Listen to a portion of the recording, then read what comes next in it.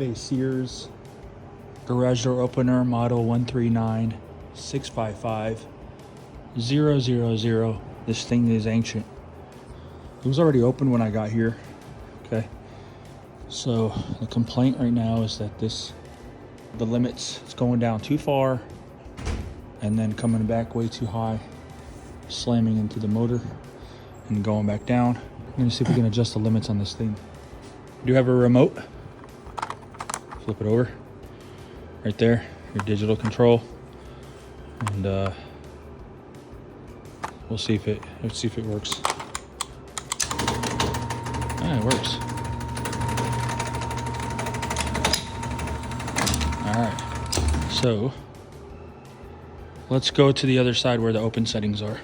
Looking on the inside of this, you have your limits right here. You have down limit pointing down and your up limit going up. Right here, there's a plate. You're gonna take this piece off. This is already loose. I can see why the problem here, it's wobbling. So we're gonna take this piece off right now, right here. All right, if you're looking in here, I removed this plate. These two pieces, it's up. Right there, it goes up, up, up. Once it hits this piece, the door stops going down. If it's hitting here, all you're gonna do is take this white piece and spin it with your fingers, like that. Okay, you can go down or up. Same thing applies to the bottom. Right now, it's hitting the open limit. So the door is stopped right there, it's opened. So we'll have to adjust this. We'll have to turn this one up, get it off of the open limit. We're gonna go up, off of the open limit.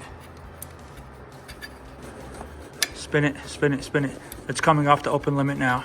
And then we'll bring this one up for the closed, because it's almost closed now. So we'll spin it so it's close to the closed position. These, see, they have like knobs sticking on them right there. Can you see those knobs? Those knobs, when they hit this plate right here, it holds them in place. So it allows the screw on the inside to spin freely, and then the knob, because it's hitting against the plate, then it'll start to slide up or down. So the screw in here that was holding it, it was loose, so it wasn't allowing this to touch the limits here. Every time you adjust the limits, you have to put the plate back on and put it in place before you can test it. For now, see, it's loose. So, but for now, I'm gonna hold it there. All right, so I noticed where it touched, the door is still not high enough. So we have to bring this one, turn this back up. So we're gonna go up. Sorry, it's shaky. All right, I just heard it click. It came off the plate. So I'm raising it. You see that gap? Now when we put this cover back on, this will start sliding down again until it hits the plate and trips it. Once it trips it, the door will stop. So I'll put this back in. We need to, because it went down and it stopped right there, take this plate off. We have to bring this down a little more, off of the limit. Spin it down. I'd say right about there. Set the screw back in place. Okay, so it stopped. It hit the limit. It's a hair off. So I'm gonna go ahead and take this off again. This thing is a hair off the ground, so I'm gonna go right there. That's it. The plate back on. All right.